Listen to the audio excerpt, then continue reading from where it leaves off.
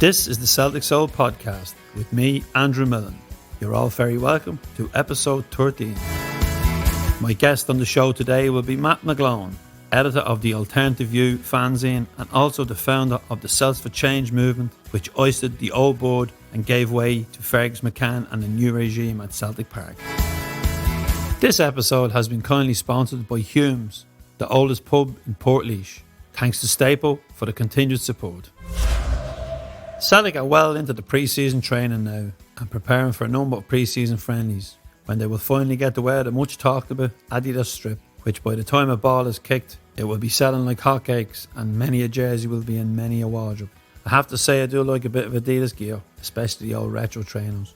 Under normal circumstances, pre-season fixtures are viewed with a mixed reaction. There's that will I won't I attitude sometimes.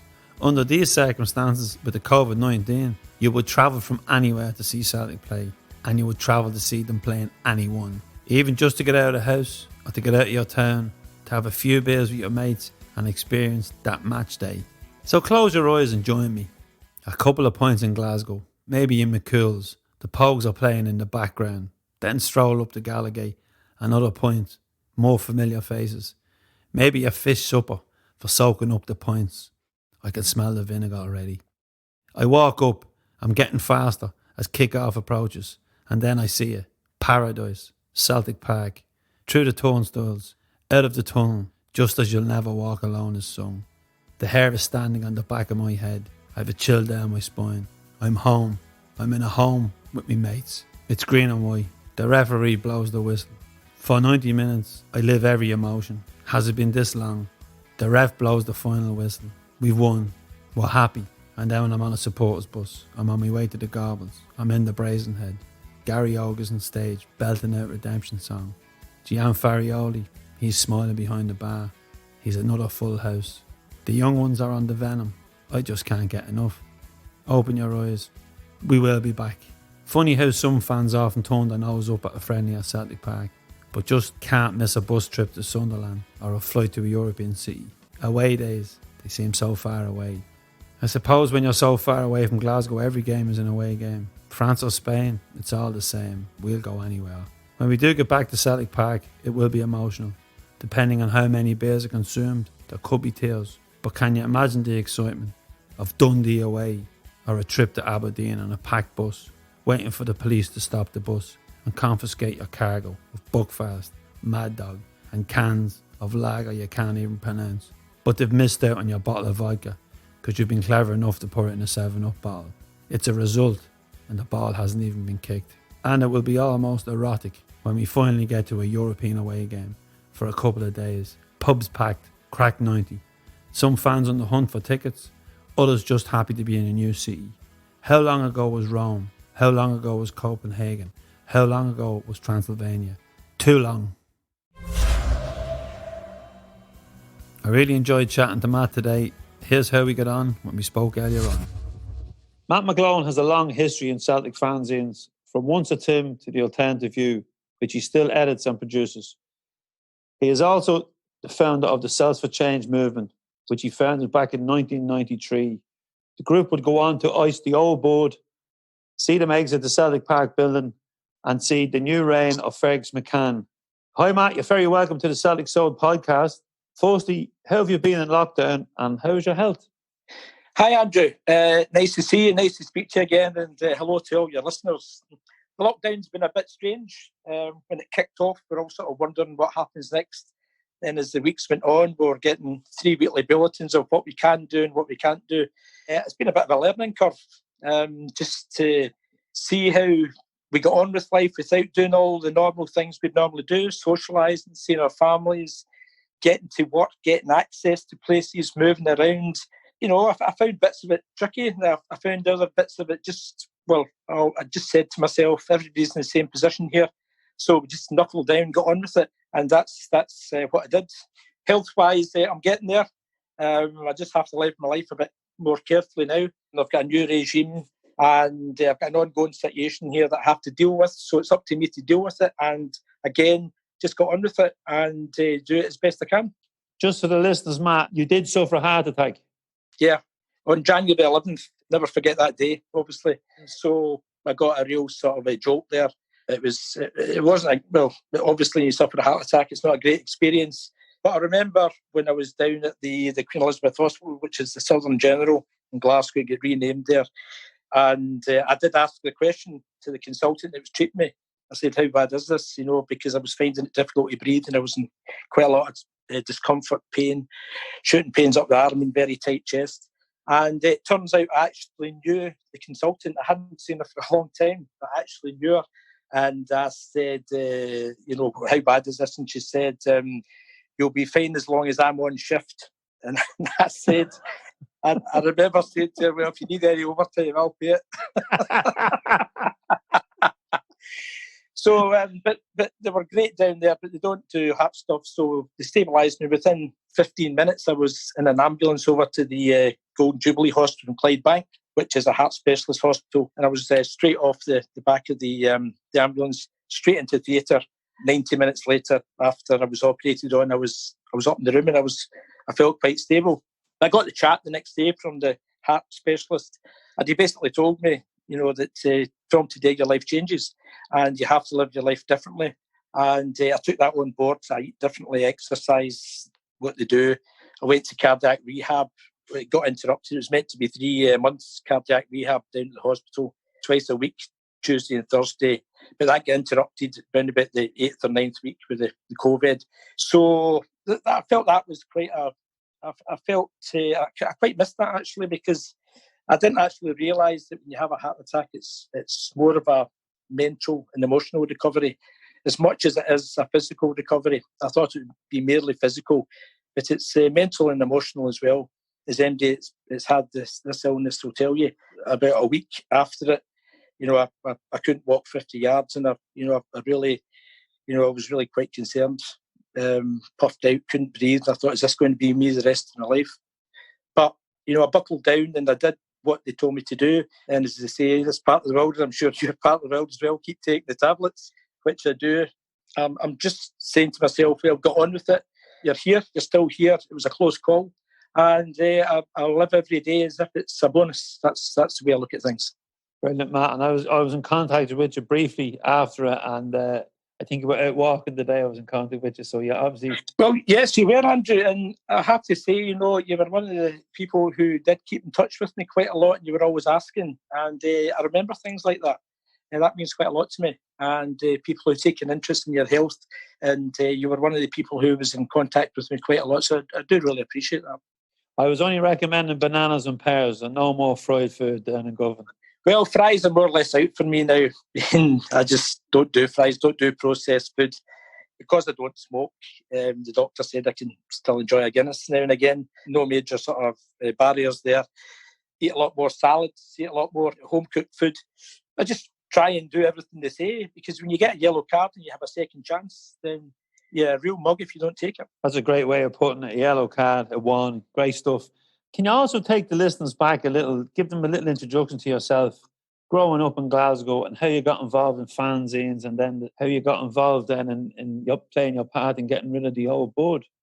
Yeah, well, I mean, Craig, I was just thinking this afternoon, people to remember that would have to be in their sort of early to mid-40s, because that was coming up for 27 years ago now. So if you were 16 then, when you might be taking an interest, you'd be 43 now.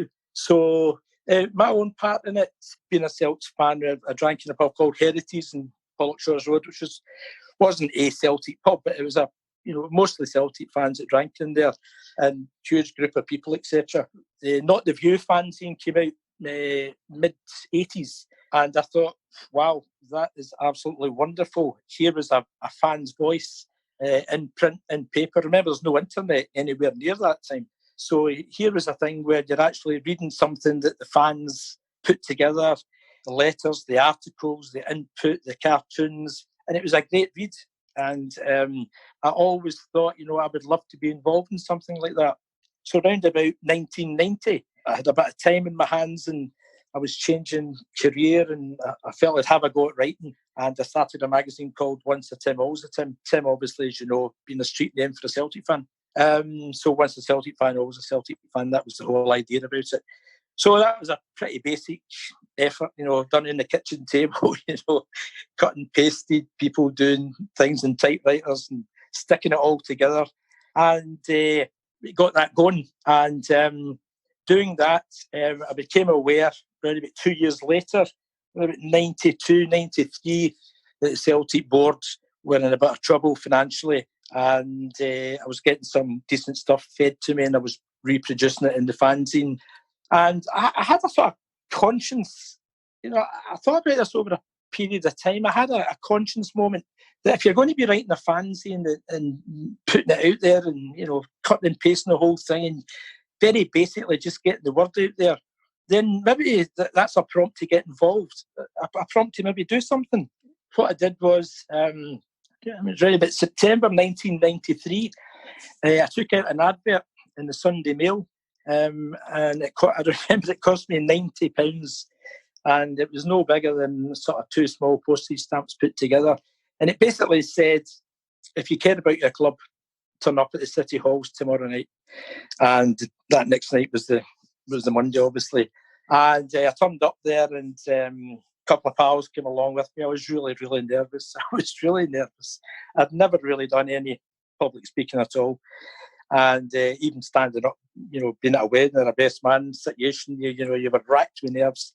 But anyway, I went along, and about 35 people turned up, and got a fair bit of abuse initially. People saying, "Oh, you're a hun, what you talking against Celtic for? Who are you? What you all about?"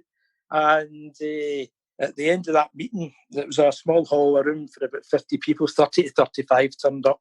And a guy came up to me at the end of the meeting who was there, Brendan Sweeney, who has become a great friend and comrade throughout the years. And Brendan said, "Matt, I think that's a great idea. I'll help you. I'll get involved." And I was a bit shell-shocked, to be honest with you, because when you're standing there on your Todd, on your own, and other Celtic fans are, not being nice to you and calling you a Rangers fan, because simply you must be a Rangers fan if you're saying things against the Celtic board. Here you are trying to get a message over. So I went home and I felt a bit dispirited, and I thought, I'm never going to do that again. But Brendan and I spoke on the phone, and we arranged another meeting. The word had got around, no internet, but word got around, and we put posters out and leaflets and things, and leafleted fans at the games, and said again, if you care about your club, turn up, tomorrow night. We didn't actually have a name for the group at the time. I had initially said Green Action, and some other people thought, no, that's maybe not a good idea, that one. But well, why not? Why not? But Brendan got hold of a guy he went to school with, and then we picked another guy came out the crowd who was at the meetings, and the thing got going. So the second meeting, parked my car up at the Candle Rigs, had paid, I think it was £45 to rent the hall. So I paid my £45 again. So at this point, I'd paid £45 to rent the hall, £90 for the advert, trying to get this message over. So rolled up, had booked the same hall, £45 again. And there's all these Celtic fans standing outside Candle Rigs, where Gracie's Bar is at the minute, or just round the corner from there. And that was the City Halls. And I thought, oh no, I thought I'd double booked tonight. I thought it was a Celtic rally on. So I walked up to the front of the queue, and all these fans were standing there with their scarves on, their tammies, etc. It was getting cold, late September. And I said to the guy at the door, "What's this?" And he said, "Just get to the back of the queue, mate." And I said, "Well, I've actually booked a hall in here." I didn't know at the time, Andrew, that there was 4 or 5 halls in the City Halls. One would be a 50-seater or 50 capacity hall. One would be 150, one would be 350, right up to 2,500. And they said, "This is a Celts for Change thing, mate." And I said, "Well, it's myself that's organised that. I have to tell you, I actually lost my breath. I turned around and I looked and I saw the crowd, and I actually lost my breath, thinking, my God, it must be over 300 people here. So I got inside, I spoke to the janitor guy, the concierge, and I says, "Listen, there's too many people here." He said, "We've got other halls here." So we got everybody into another hall. It was about a 350-seater. And by that time, there was myself, Brendan Sweeney, Brendan met a guy called David Cunningham from school, you'd got him along, and there's a couple other people who weren't actually in the final 5, but who were interested, and we had a table with a banner, and the banner says, "Back the team, sack the board." Because when I was getting called all sorts of names from Celtic fans at the very first meeting, I think we had to have a message which told the fans, we're Celtic fans. And when we got the banner, "Back the team, sack the board," they got the message. We weren't against the club. We're trying to save the club. We're trying to make fans alert to what the problems were at Celtic, but we were backing the team. You're not going to turn up and boo the team. We were trying to back the team at every single game. Prior to the boycott, which didn't come to several months later, we were working up to that.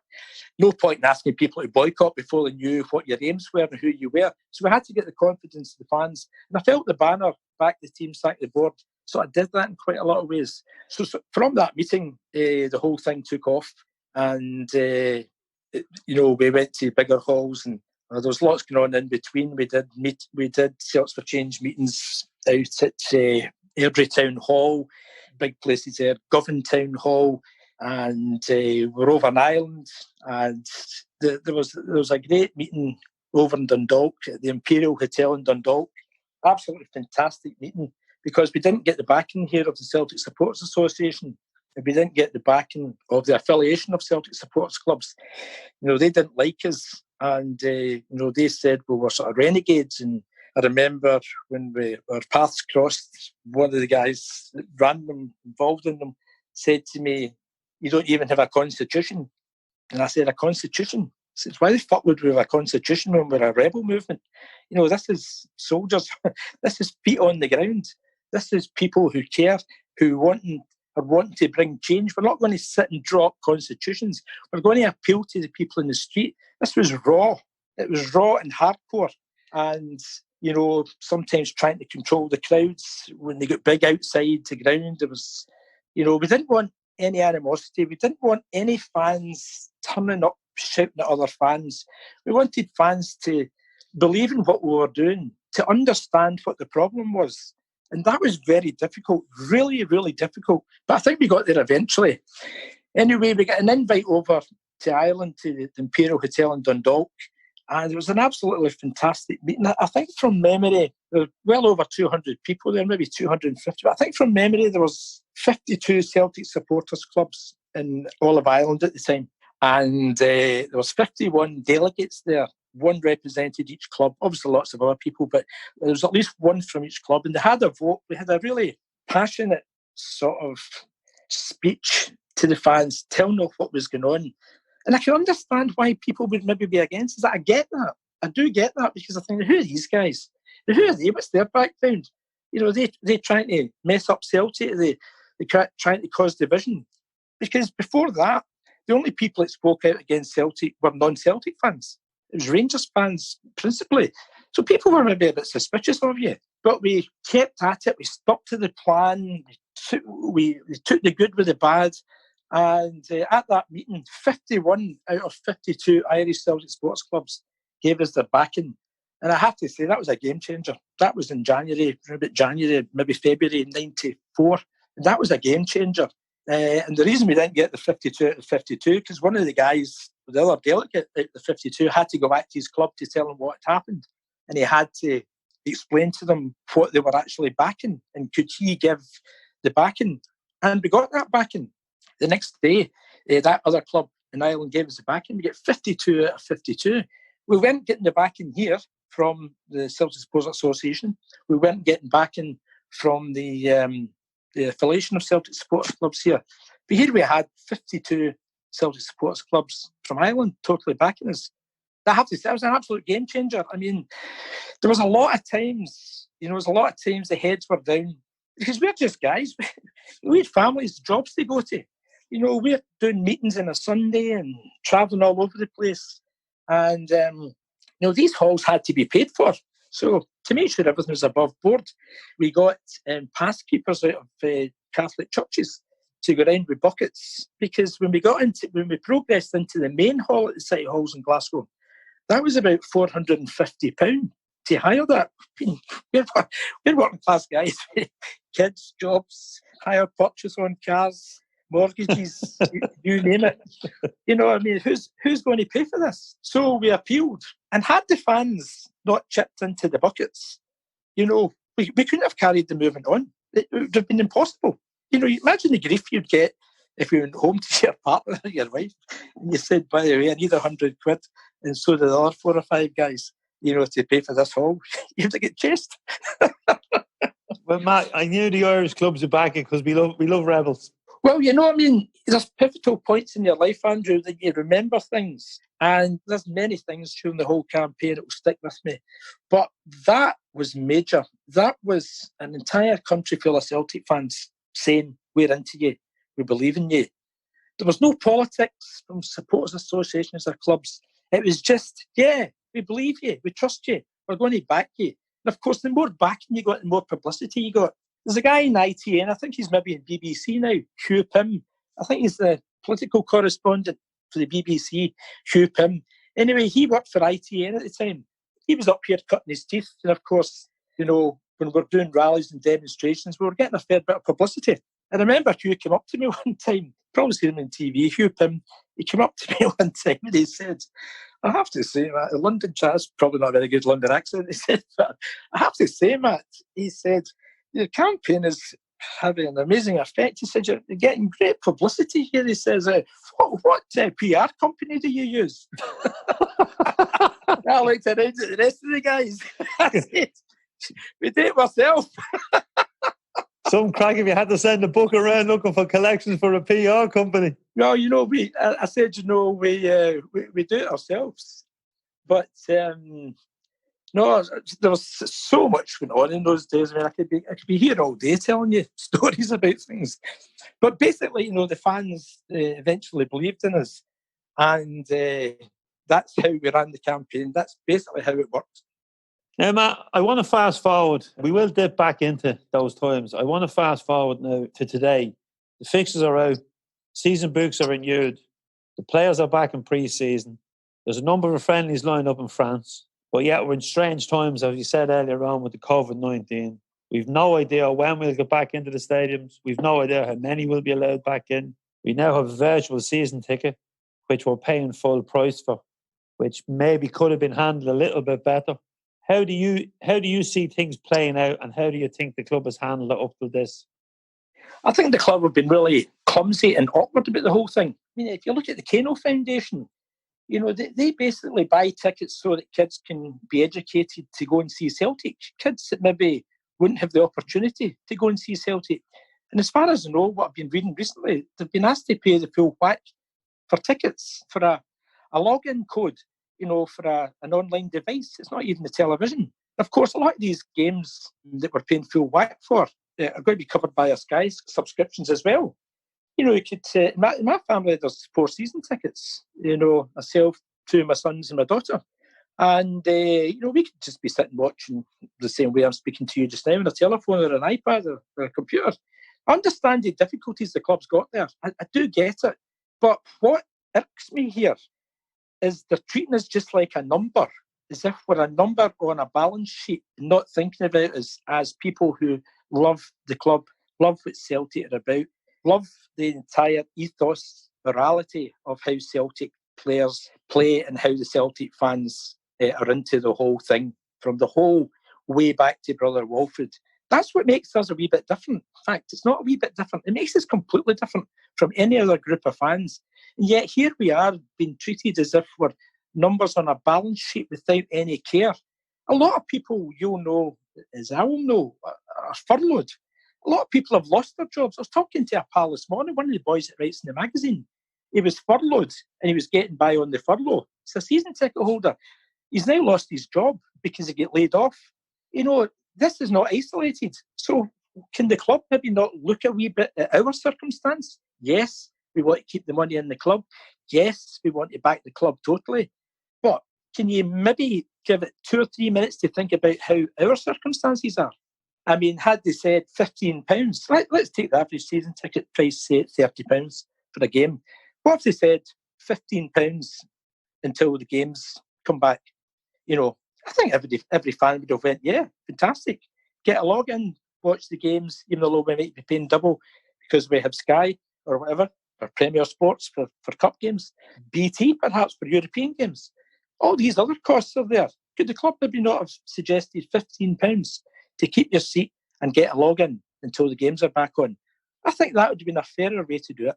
And I think great organisations like the Kano Foundation, and there's other people who take kids to games from backgrounds where they've maybe not got the opportunity, and they're having to buy this login thing as well. You know, the Brother Walfrid culture and ethos of Celtic, and the whole reason they founded it wasn't to be treated like this. It was the exact opposite. I'm disappointed the way the club's handled it, but it's a case of, you know, they see us, nobody's going to give up their season ticket unless they really have to financially, which would be a terrible shame. But they know this is 10. And prior to Brendan Rodgers coming in and Neil taking over and things being on up again, there was huge empty areas in some of the stands. So I just think we should be treated properly and treated the same way, and not really with a sort of gun held to our head. But that's the way it is. Yeah, Celtic and the people that run it, they run a good business. No one can question that. But they do pull on our emotional strings because they know we love the club and they know we all want to be part of this season. You wrote a book entitled Emotionally Celtic, which I have to be honest, Matt, I only read last summer on holidays and I thoroughly enjoyed it. I had a few beers on a Spanish beach and it was a small enough book. It fitted into my combat pocket, so I didn't have to carry anything around. And I have to say, I read it fairly quick. It was a really good, and it was a read, I suppose, that some reads about the club are quite heavy. This was quite, you know, it was a fan story. It was a good story, and there was a lot of stuff in it that I didn't know about, and a few funny stories as well about your time in Russia and that. When did you write that book? Let's see. I wrote the book around about the tail end of 94 into 95. First of all, I didn't think I could write a book. I didn't think I had the ability to write a book. And I remember standing in Herity's pub one day, and there was a Glasgow writer. He worked for the Herald. He was a sort of freelance guy. His name was Jack McLean. A lot of people in Glasgow would know him. And he had a nickname called the Urban Voltaire. And we're yapping away about Celtic. And he said to me, "You keep talking about all these stories. Why don't you write it down?" And I said, "Jack, I couldn't write a book." I says, "Write a book?" I says, "You kidding? I can't even type. I don't even have a word processor." And, you know, that was the rage at the time. The book was actually written on a word processor with one finger. With one finger typist. So he said to me, "You should do it." And I thought, should I? I don't know. So I thought about it. And he gave me a great bit of advice. I said, "I don't think I could put all that together." How do you put all that together? To be honest with you, Andrew, I was still a bit shell-shocked about what had happened at Celtic and the emotion that myself and other guys in the group came through. There was a lot of really heavy times, tearful, emotional times. I remember one day I went up to visit my mother. My mother is dead 17 years now. And I went up to visit her, and things were getting tough for me. I was really feeling down. I was really down. And there's a saying in Glasgow, I don't know if you have it in Ireland, "What's up with your face?" Meaning, no, why are you looking like that? And she says, "What's up with your face?" And I said, I don't know if we can keep up this campaign. I says, "There's pressure right, left and centre. There's so much going on." And, you know, for an ordinary guy who, you know, wasn't trained to do any of this campaigning and public speaking and dealing with the press and working out the next moves and having to deal with people who were for you and against you, I said, I just feel the whole thing is absolutely clouding my head. I don't feel like I can really carry this on much longer. That must have been around about maybe the January 94. And my mother was never one who had ever sort of been to a football match. My mother came from Wishaw, out near Carfin in Lanarkshire. And she grabbed me and said, "If you ever come in here again with that negative, defeatist attitude," she says, "you'll get a scalp in the face." And I thought to myself, here's a woman who doesn't know much about football. She knows what her son's into, and I'm the only son. Her sister lives in America, so the focus was on me here as being the only son. And she's basically saying, you weren't brought up to chuck it. You were brought up to grit, a bit of grit, get on with things. When life goes against you, just get on with things. Think of the positive all the time. And don't ever come in here again with that face. saying that you're going to quit or you're thinking of quitting. I was never going to quit.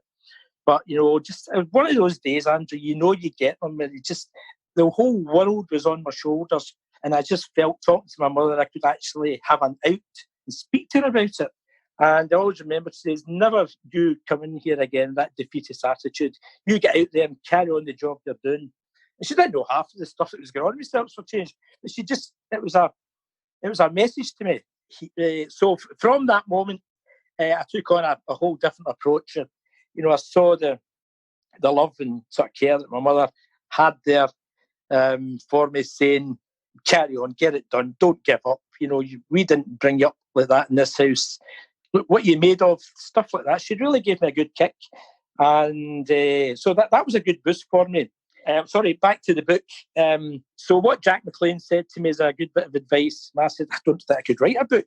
He said, get bits of paper, write down things you remember, jogging points, key points that you remember.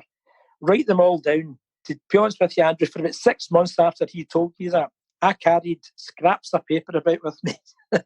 Wee 50-pence notebooks, writing things down on them, key points, what happened then, what happened then, what happened then. And then I sat down and I took a key point and I said, right, let's talk about that key point. And from all those different key points, I managed to knock out about 17 or 18 chapters. And the important thing about the book for me was, well, how did you get here? I mean, how did you get to this point, Matt, of this Celts for Change thing?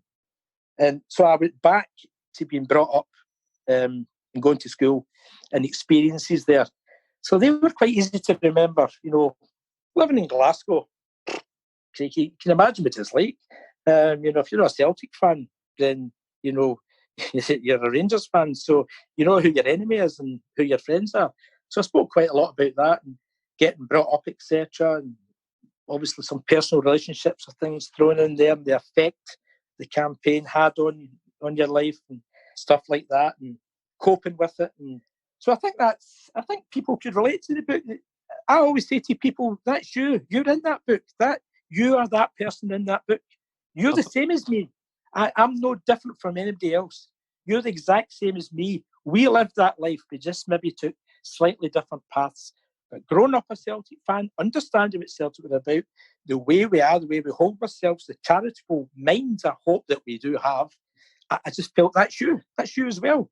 And hopefully that's what people recognised in the book, that they were that person. And I was just the vehicle to carry some of their thoughts. And for the benefit of the listeners, Matt, I can see you. They won't be able to. They'll be able to hear the emotion in your voice. And what a title for the book, Emotionally Celtic, because I know you're emotional, especially when you spoke about your late mum. So thanks for that, because of all the interviews I've done over the years, I think the most emotional one I've done was with Charlie Gallagher, when he spoke about the call up for Ireland and how proud his family felt. And I remember I done that interview, Matt, in the back of a hall in Ballymena. We were attending a dinner, and we must have been gone for an hour, and it was pen and paper days. There was no getting the iPhone out to record it. So that actually brought a lot of memories back for me there when you were speaking. It's funny how the mind goes. Now, Matt, you're of a vintage, and I hope you don't mind me saying this, but you would remember the first 9 in a row. I did, and I remember when it finished. I remember it towards the end, to be fair. Yeah, just the last season. Before you get any more vintage with me. There's vintage and there's retro. Oh, yeah, well, you're not as old as Charlie Gallagher. A quick story about Charlie Gallagher, funny enough. When the whole thing was over, Fergus McCann said, why don't you come up and be a guest of the club? And I said, well, what about the rest of the guys? There's 5 guys in Celts for Change. And he said, yeah, right, okay then. So the 5 of us were a guest of the club, and we went up. And I remember getting an underground to Argyle Street, and I jumped in a taxi at St Neots Square in Glasgow, and Charlie Gallagher was the taxi driver and took me up to Celtic Park that day.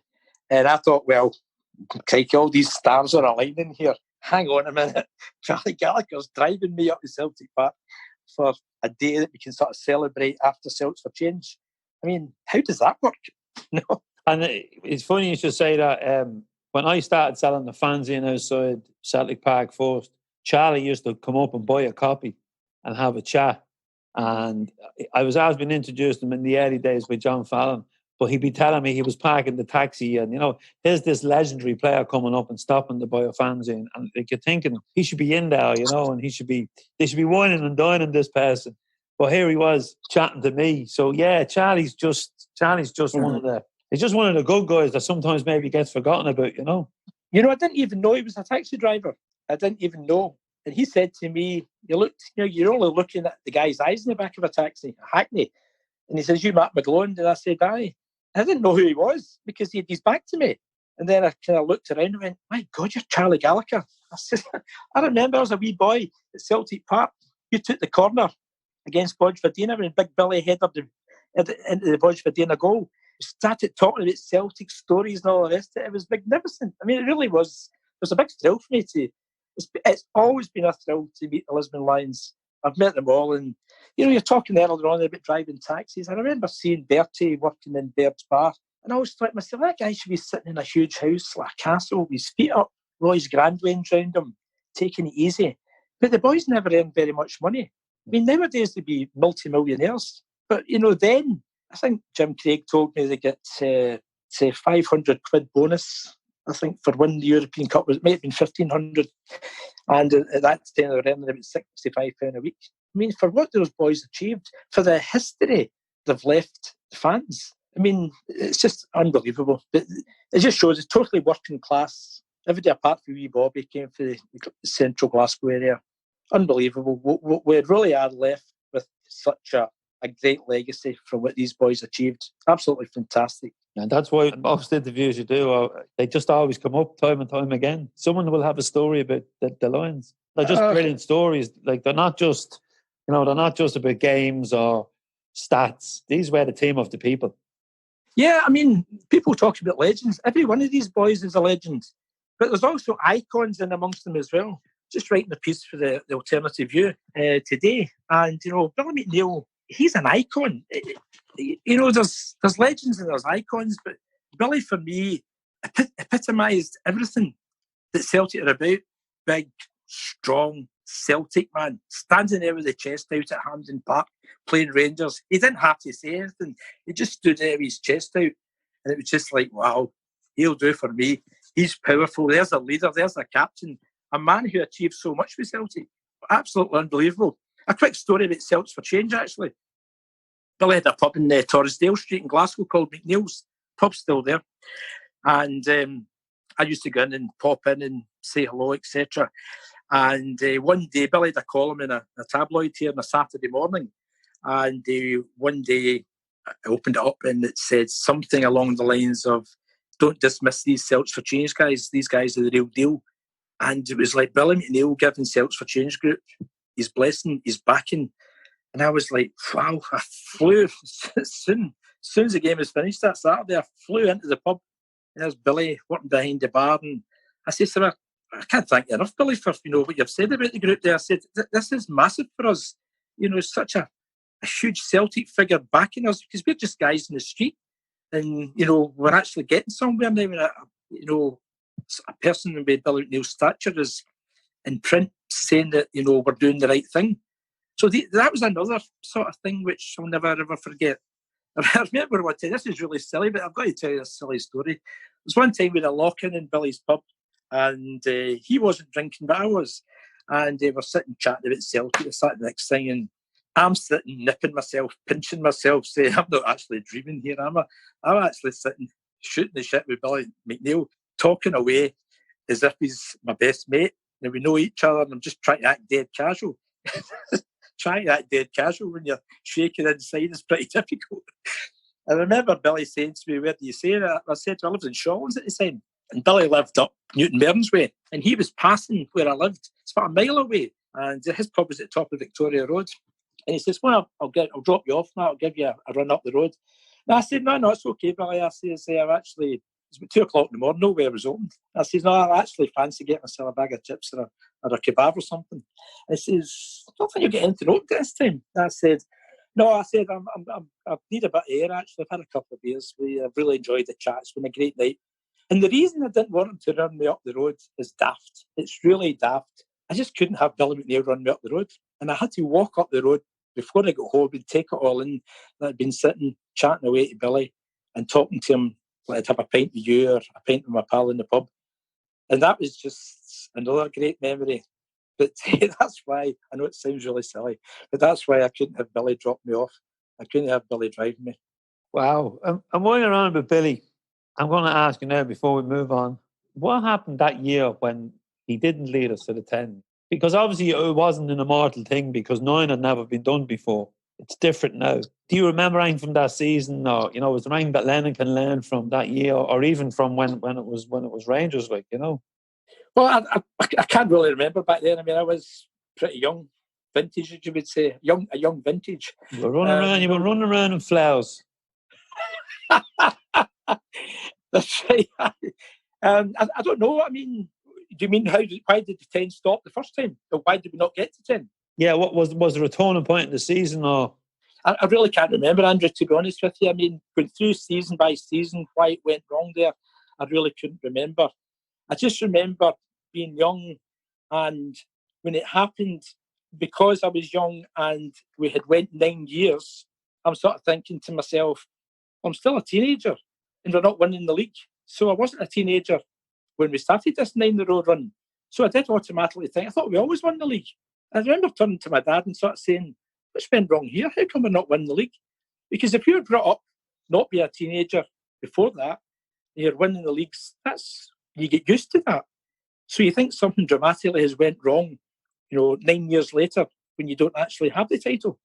It's a strange feeling. I can understand that maybe a lot of kids nowadays are being brought up only seeing Celtic winning, and they're shocked when it gets maybe close. It's not been close yet because we're on 9, we're certainly heading for 10. But when it gets close to maybe not winning a title, people maybe slightly panic a wee bit. It is a strange feeling. I can understand how the younger guys feel, and girls. I'm going to dip back into your time just after the Celts for Change and Fergus taking over. And you can maybe fill me in because there's a few gaps that maybe I know, or maybe I've got the incorrect information. So the takeover happens. Did you stop the fanzine then and you joined the Celtic View as a columnist? No, not right away. What happened was the fanzine came out before Celts for Change. So the fanzine came out in 1990. As I said earlier, I felt the duty was to get involved. If you're going to write a fanzine, and I'm not saying everybody should think this way, I'm certainly not saying that at all, but I just felt a responsibility there to get involved if you're doing a fanzine. But the fanzine then took on a sort of battle sort of attitude, and the fanzine was then quite a pivotal, as was not the View. It was quite two magazines there were quite pivotal to pointing things out to the fans about what needs done. So I felt it was counterproductive to carry on the fanzine when you just get rid of the old board. And I was getting quite tired of it as well at the time because you remember you've got a job as well and you're putting this together. So the thrust there and the drive that you had initially and the excitement of the whole Celts for Change thing, I just felt I didn't carry it on. So that was round about to take over was March 4th, 94. I think it was another issue after that, maybe April. And round about 6 months later, Fergus McCann phoned me up. I'd only met Fergus. I remember I interviewed Fergus for the Once a Tim Alston fanzine when he came over to try and take over the club before he did. And I got an interview with him. I was quite nervous in front of him. He's quite a sharp wee guy. There's no, hi, how you doing? There's no, what's freezing outside? There's nothing like that. It's straight in business. You finished yet? Right, I need to go. Bye, see you later. And you're sitting there and he's away. So I did an interview with him and I always found him, a guy way out my league, obviously. He's a money guy and Celtic fan, but he operates on a different mental level from me, or maybe I do from him, whatever way it is. And so he called me up round about, I think it was September, October maybe of that year. And he said, he fancy writing a column in the Celtic View. And I said to him, I says, well, I've been writing for about 6 months. I said, but to be honest with you, Fergus, I don't really think that would work. And he said to me, why is that? And I said, well, because you like things done your way and we have met before and I know how you operate. And, I don't think I could really be bothered writing a fans article in an official club paper.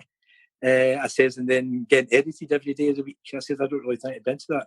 And to be fair to me, he said, listen, I'll give you a 2-year contract. Just write an article every week to the Celtic View. You don't even have to come into the building. Do it in your word processor at the house and hand your floppy disk into Andrew Smith, who's the editor at the time, on a Sunday. And he says, I'll guarantee that nobody will edit any of your stuff as long as you know where the line is and the responsibility. He says, and I think you do know where the responsibility is. So that was how that kind of happened. And did you write for the match day programme as well at any stage? Not initially.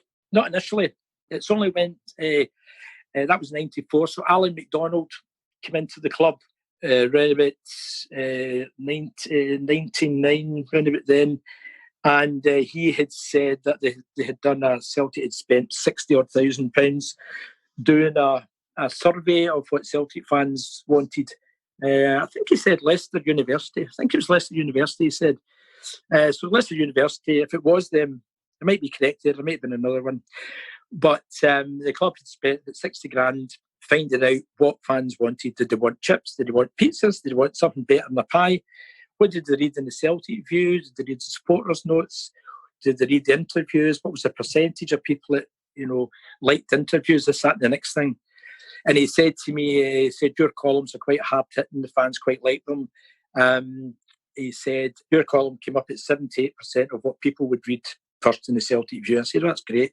He said, so I want to bring you in and we'll do a couple of other things. So I had to think about that, and this would have meant quitting my job and doing it full-time. And so with a chat about it, Big Al McDonald gets fiercely criticised, obviously because of the Barnes disaster and etc. But what a heart he had as a Celtic guy. I mean, this guy's enthusiasm for Celtic, was unbelievable. I remember sometimes he would call you into the office at 4:00 to tell you something. And after you did that a couple of times, you never chapped his door at 4:00 because you never get out to 9:00. You've been there for 4 or 5 hours. He's enthusiastic about what he's going to do for Celtic. It's that next thing, his plans here and his plans there. And I found him a really energetic guy and a very likeable guy. But of course, in football, you don't get the results and the manager's not the guy. Then, apart from the manager, chief exec can take the hit as well. So anyway, I went in and he said, I want you to expand your alternative view to 2 pages. I want you to edit the letters page. And I thought, oh dear, here's a problem right away. So I carried on. He says, I want you to invent 2 other characters. I want you to write in the matchday programme. I says, what's the other 2 characters for? And he said, well, I want you to write out with sort of Matt McGlone, out with the club. I want you to invent 2 characters. And the 2 characters that were invented were called Nick. One was called Nick McGuinness, as in stealing my pint, Nick McGuinness, right? So another was called Liam Elaine. Liam's second name was Elaine, Alane. So there was Liam Elaine, as in Glasgow parlance, leave him alone. So Liam Elaine and Nick McGuinness were 2 alter Matt McGlones, if you want. And the idea here was I was to write a lot more press bashing, media bashing, so I'd be sent along to the press conferences and I'd take a completely different tact. Celtic would get some rough press. We've always had rough press, but some really crap biased media was going on at the time. And I'd go along and listen to what was said, record what was said when Martin O'Neill was doing his press conference or a player was talking, whatever. And we would then read the papers the following days and find out what was said. And of course, I would pick up on everything that wasn't said. I'd pick up on headlines that were never said. I'd pick up some words which were never said in the way. So I was really forensically pinpointing what the media were right, which wasn't quite correct. So I was sort of cleaning it up, as it were, and sort of saying, that wasn't said, this is what's said. So I said to Alan, well, I don't mind doing it as Matt McGlone. I'm not frightened of anything. I said, I don't mind doing it as Matt McGlone. He says, no, he says, just by a legal point of view. He says, well, we'll have you as the 2 guys you've just come up with, Nick McGuinness and Liam Elaine. So Nick McGuinness and Liam Elaine had some fun. I tell you, absolute great fun. But it was also an important job as well because, we're actually clarifying how Celtic had been reported. That was the main thing. There was one particular occasion where the fan really just took me over. I always had to remember, hello, I'm a fan, I'm in the building. You can't go, just being maverick all the time. You have to be maverick, but at the same time, have common sense about it. It was after the 6-2 game, and the excitement of the 6-2 game was just different class. I always sat in my own seat. The club would give you a seat in the stand, but I wanted to sit with my friends. I've got the same seat as I had from 1994 to this day. And so after that, I would go over to the ground. I had an access all areas pass. Go over to the ground, go to the press conference, and I could see some of the faces. They were absolutely gutted. The press were gutted. And I could look at the faces and say, I know he's not a friendly face. I know he's not a Celtic man. I know he's not a friendly face. So we're waiting for Martin to come in, and my excitement was peak level, 6-2, humped him 6-2, absolutely fucking brilliant. So I went into the Celtic restaurant, and I said to one of the girls, can you give me a loan of a bottle of champagne? And she says, oh, I can sell it to you. I said, no, I don't want to drink it. I said, you just give me a bottle of champagne and I'll bring it back. So then I got a bottle of Moët champagne, and I took my place in the press conference. And as Martin O'Neill came in and sat down, I jumped up just before the first question was put. I slapped the champagne on the desk right in front of me. I says, well done, Martin, this is for you. And I could hear the murmurings in the background. What the fuck's going on? Who's this guy? What's going on here? What's he all about? You get him bad. No, he shouldn't be acting like that. And I just thought, I don't care what you think. This is my moment. And Martin just chuckled and laughed away. So you were a full-time employee at the club? Yeah, I was contracted. I didn't want to be clocking in like everybody else. I wanted the freedom to work from the house, to work from the home. That's quite a heavy workload. Editing letters page, my own column, Liam Millane, Nick McGuinness. I also had a radio show with Andy Walker before Celtic TV came out. It was, can't remember what it's called. It may be called Celtic TV, but it wasn't actually on TV. And Andy and I used to do a show on a Wednesday. This was the internet was just coming out at this time, 2000, So Andy would be talking away and I'd be talking away. And it was the kind of thing where I suppose you think, well, a guy on a beach in California can sit and listen to this. That was the sort of start of Celtic really getting the media thing going. So that was one of the other jobs I had. Plus, there's lots of research to do in various different things. So it was media you had a role like John Paul Taylor has now. Was there a liaison officer's role there as well? I initially did. I found a business card the other day there, and it didn't say fans liaison officer, it's something advisor. I initially did for a very short spell because that role hadn't been invented, it hadn't been created at the time. But I did deal with supporters' complaints, which didn't really amount to a great deal as far as the workload that John Paul's got at the minute. He's got a specific job that role's been created for him. But I was the sort of go-to guy in the building if somebody had a problem. But obviously, the club's much bigger now. There's a lot more going on, and it's a full-time role for JP. In fact, I think JP probably needs a hand. He's a great guy. He does a sterling job there. My position was that I always felt working in the media room was an oil and water situation. Certain people in there didn't like me because I had the freedom to do everything I was doing. They were writing from a very sort of PLC point of view, club magazine, and I was writing the sort of maverick stuff that the fans liked, etc. So there was an oil and water situation in that building with me, and that was the reason that I eventually left. I had a 3-year contract. I left after 2 years. I couldn't take the backstabbing, the pressure, the two-facedness, the deceit. I just couldn't do it anymore. I remember speaking to Jim Craig. Jim Craig and I shared the desk. I remember speaking to Big Jim, and he's saying, "Think about it." He says, "You've got a new child. My son Corey's 19 now. He was only 1, and so you get wee Corey's only, he's going to have a job, and it's quite an agonising decision. But there's certain people who are still there that I just couldn't work with, and they in effect sort of got into my head a wee bit, I think. And I think back in it now, maybe I shouldn't have allowed it, but hindsight's a great thing, isn't it? Yeah, I wasn't sure, Matt. I wasn't sure what your role was for a start, and I'm glad I got that because I knew there was bits and pieces. I wasn't sure how it played out.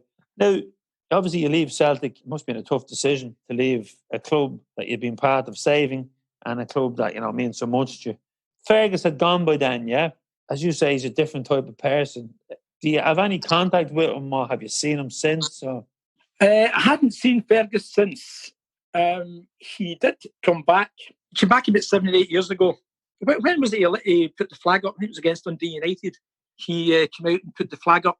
It's over 4 years anyway, because they were down for 4 years, weren't they? Yeah. And he got in touch with me, and he said that he was having a wee dinner at Celtic Park, and he wasn't getting into the boardroom. He said he actually hired a room on the other side of the park, behind the North Stand, and myself and a couple of other people were invited to go along, and he just kind of spoke up, and sort of said, time's passed, and I think we're left with a pretty good club, and how does everybody feel now, and so on. And I saw the man getting older, and get great regard for Fergus.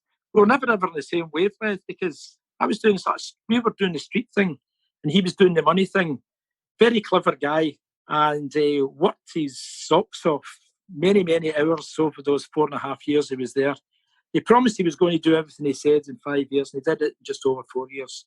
And I'll never forget, there's a night at the Hospitality Inn round about November 1993. Fergus, I don't know if you actually know this, or if anybody knows this, or some people will know it. Fergus actually came over towards the end of 1993 and offered the board £17.5 million to take over everything at Celtic. And his debt was mounting. It wasn't as serious as it was 4 or 5 months later. His debt was mounting. They knocked that back. So Fergus was kind of fed up, and he said that was it, that he was going back to Canada. I know that Brian Dempsey tried to talk him out of it and said, no, we can still do this. And he said, no. He said, I've offered this amount of money for a club that's not making money. It's raising debts. And these people, the directors, the shareholders, they're knocking back an absolutely fantastic offer. If they really cared about Celtic, they would take this offer. So Brian arranged a surprise party for Fergus and various people involved at the time, mostly money guys, but he invited me along.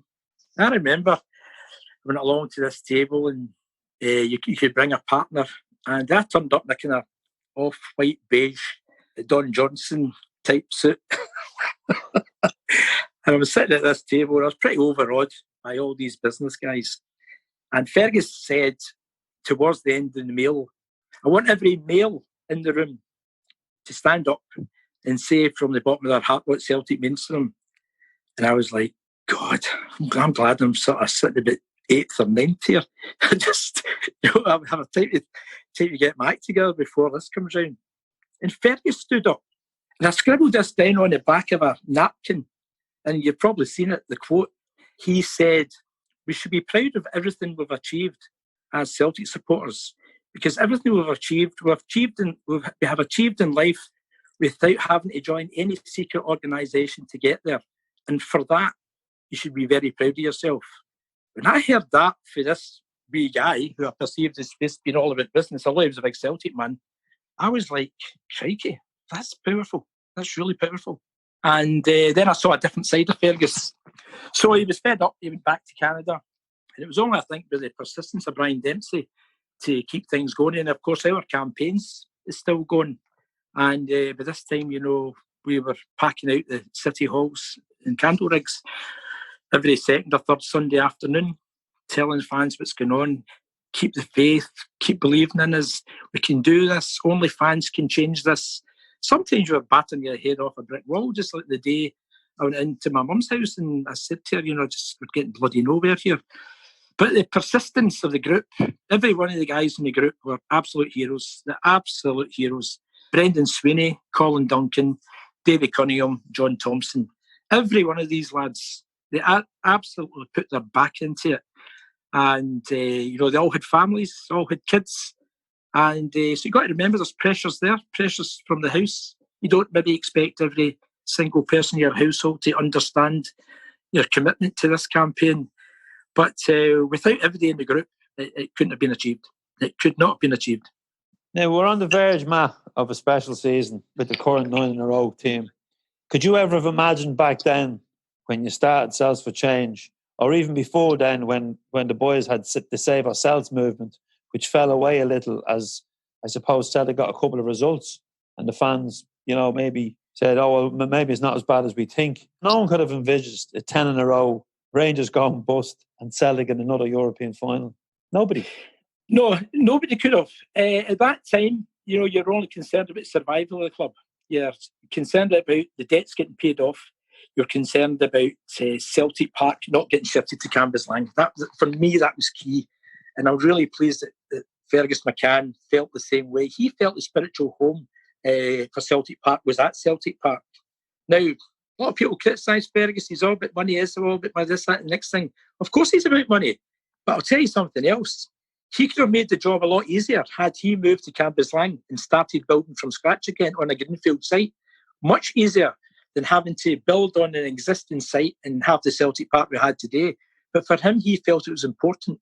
And any chats I had with him, I said, this is really crucial, Mr. McCann. I'd always call him Mr. McCann.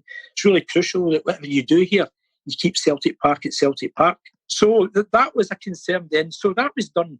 The stadium was built. You're never ever thinking about 9 in a row. And as those years went on, you're thinking about stopping them getting 10 because they were heading, towards the 9, which they eventually did. And then that was stopped. And then, Celtic had up and down years. Barnes came in. I've got to say, I've read his stuff recently. And I found the man a really unpleasant character. Really unpleasant. I remember one day, because I'm writing this fans column and it's against the sort of PLC attitude of the club. I maybe wasn't very popular. Alan McDonald got me into the office one day and said to me, John Barnes wants to speak to you. And I said, what about? He said, he's not happy with your columns. Well, I'm obviously pointing out things that you and I would talk about that go on in a game. Obviously, the manager doesn't like seeing it written down. But if you want to sell a fans newspaper, or a club newspaper to the fans, you have to give them it right. You have to give them it straight. You have to tell them the truth. But the truth written down doesn't look good to a manager sometimes. So I said to him, I've got nothing to say to John Barnes, Alan. He said, well, he wants to speak to you. And I said, okay. I says, when?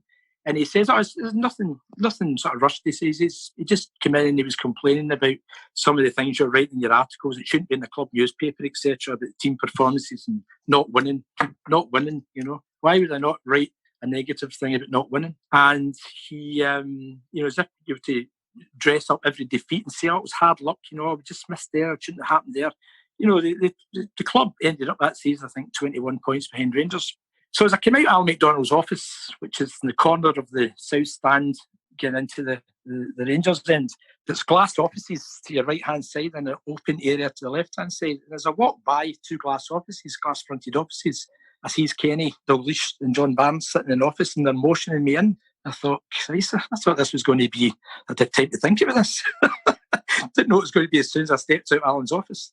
So I went in and Barnes is sitting back in the chair and he said to me, I'm not happy with stuff you're writing. I said, well, sorry about that. I says, but, I don't get out my way to write negative stuff. I'm saying the truth as it is, as it happens. And he says, yeah, I don't like you this, that, and the next thing, but you're writing this and da-da-da-da-da. It was a very negative conversation. We obviously weren't seeing eye to eye in any shape or form. So it was good cop, bad cop. Ken Douglas played the good cop. And, it's not as bad as this and this, that, and the next thing. And, Kenny would try and keep a lid on things. And the conversation was getting nowhere, and it probably lasted less than 5 minutes. But as I was leaving the office, Celtic were playing Hearts at Tynecastle the following Saturday. As I was leaving the office, I had my hand on the handle of the door. He said to me, you'll be hoping Celtic get... Barnes said to me, you'll be hoping Celtic get beat so he can write some more negative stuff about me.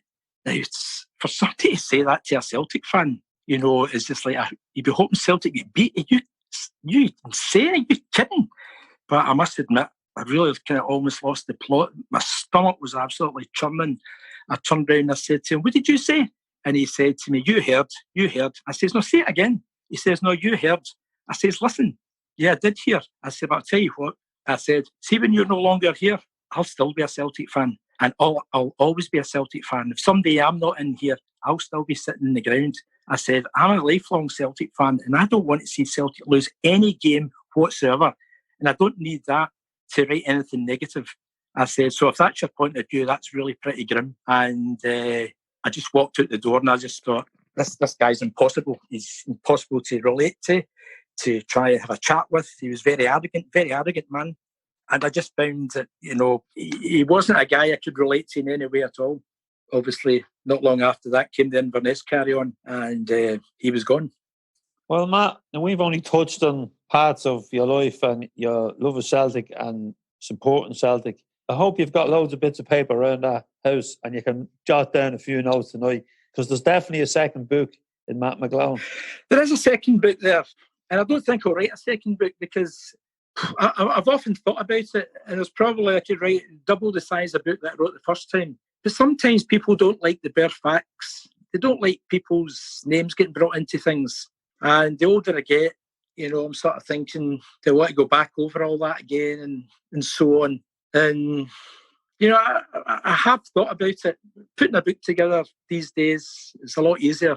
You can do it without having a publisher. I had a publisher last time. I could actually do a book myself, without a publisher. But I think you have to get into certain things, and I think it might sour things, memories, and so on. I want to grow old, being a Celtic fan and enjoying things, if that makes sense. Yeah, and there's one person as well who hasn't wrote a book, and that's John Clark, which is a shame, really. But I'm sure John doesn't want to. I think the reason why he doesn't want to offend anyone either, but there's so many great books, I think, that could be written, and there's so many books that have been written that maybe missed the point a bit. They're written maybe just to cash in for Christmas. Matt, for the part yourself and the likes of Brendan Sweeney and all the other lads played in securing the future of our club and the success that was brought after that, I'd like to thank you on behalf of myself, because it's better when you get to go to see your team and they're winning. And when I started following Celtic, although I made some great friends over those years, they were barren years and we didn't win a lot. So for any small part that anyone played in making the success we have now, I thank them, especially yourself and the likes of Brendan, as I said. I've really enjoyed the chat, Matt. I hope to have you back on the podcast sometime in the future, or maybe at one of the live events. I want to wish you the best of health, and I want to wish you the best of luck for the future. Keep up the great work with the Alternative View, and don't forget to send me a free Alternative t-shirt saying all these nice things about you. I'm looking forward to reading the next issue, but because I'm not allowed to leave the country, you're going to have to post it. I always pick it up at the little news agents across from Central Station when I arrive in Glasgow, but unfortunately I haven't been over for a while. But I always enjoy it, as I do Not The View and the Shamrock. It's brilliant that we have still 4 fanzines in print. I think it's amazing. And we all got a mention in when Saturday comes, the 400th edition. And when it lists all the fanzines that are left in Britain. And there's not many there's actually nothing that can boast 4 fanzines. So I think we've done something right. And you mentioned Rebels earlier on. I think there'll always be Rebels writing about Celtic. Well, Brian Dempsey came out and said on March the 4th, the game is over. The Rebels have won. And I spoke to him about that and why wasn't the word war? He says, because this was a game.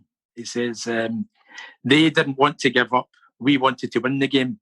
We wanted the best for Celtic. We wanted Celtic to be on a stable footing. So that phrase, the game is over, the Rebels have won, is one of those ones that's imprinted. I think I've got a couple of tattoos. I think I might get that tattooed somewhere on me, even at this late stage in life.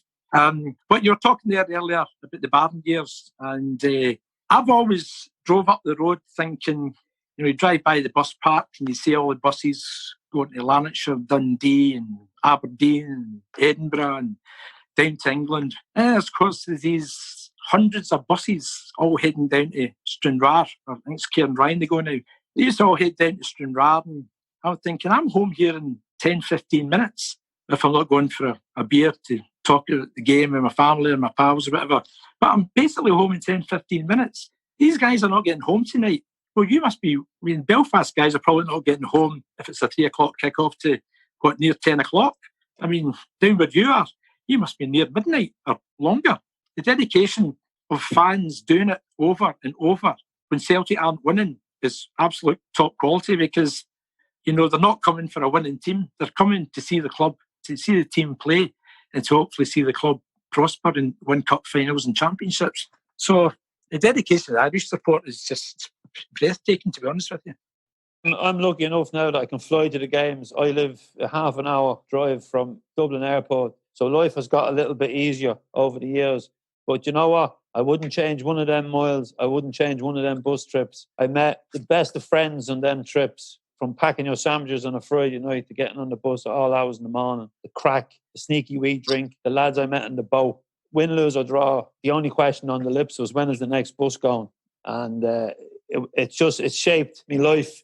It shaped my family's life, and I wouldn't give it up for the world, Matt. And that's how much Celtic means to so many people. And I always say, when you bring someone over for the first time, they either get it, or if they don't get it the first time, they're never going to get it. It's just so unique. It's a unique experience. And I tell you one thing, if someone said to me, would you do it all over again? I'd do it in a heartbeat. The good years and the bad years. And I'll never, ever forget the run to Seville. That was the finest year I ever had in my life. I was broke. I was getting loans out of credit unions, but I wouldn't change it for one thing. And all the money in the world can't buy it. The memories that I have and you have and all the Celtic fans have. So, Matt, I'm going to leave with that, because you were a little emotional earlier on. I'm getting a little emotional now. It's been an absolute pleasure, Matt, and the best of luck, and thanks very much. Thanks very much, Andrew, and thanks for giving me the opportunity to have a chat with you. There's hundreds of more stories, and I'm sure someday we'll catch up. Great story in Russia, by the way. Great story in Russia. Hopefully when we do catch up, it's over a pint of Guinness. Nick McGuinness. Yeah, Nick McGuinness. What a character he was. But, Kenny McCluskey, who was the lead singer in the Bluebells, who had the chap top and Young at Heart, him and I shared the room. We actually get kidnapped by the KGB for 2.5 hours in the back of a car. But that's a long story. Touched on it in my book, but someday we'll talk about that. The next time. Yeah, great to speak to you, Andrew. And as you say, great that there's 4 Celtic fanzines going in a digital age, which is very difficult to do. You know yourself, if you're not into a fanzine, you're not going to do it half cooked. You're either into it or you're not. And the dedication, putting these mags together and getting them out is amazing. You know, I know, not the you guys know, in the Celtic Shamrock. All great magazines and all great input. Everybody takes a different angle, everybody's got a different point of view, but it's all for the one love, one cause. Celtic 10 coming up. Don't ever believe it's not going to happen. Thanks very much to Matt for taking the time out to chat to me today. I really would recommend his book, Emotionally Celtic, and don't forget to pick his fanzine up, The Alternative View. It's available in newsagents throughout Glasgow and should be sitting on the shelf beside More Than 90 Minutes. I had to get a plug in for my own, didn't I?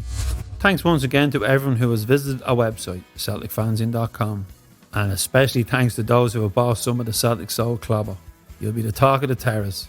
The latest additions to the line, Rude Boys and the original Glasgow Celtic hoodies, are now in stock and have been posted out to all those who have pre-ordered. Your continued support means that we can create free content, both written and spoken, and we can also host some free live events when we're back in business and back in the bars. This podcast is available on all platforms, Apple, Acast, Spotify, etc. So please subscribe and follow us so you never miss an episode of the Celtic Soul Podcast. You can also follow us on Facebook, Instagram or Twitter. Thanks again to our sponsor Staple, down at Hume's, the oldest pub in Portlaoise. If your business or Celtic Supporters Club would like to sponsor an episode, please get in contact. You can email us at info@celticfanzine.com. As always, thanks to our producer Ronan McQuillan. A few of you have been asking about the soundtrack to the show. Well, it's one of Ronan's own compositions, called Our Time. I'll have to get him and his band The Enemies to perform it on the show soon.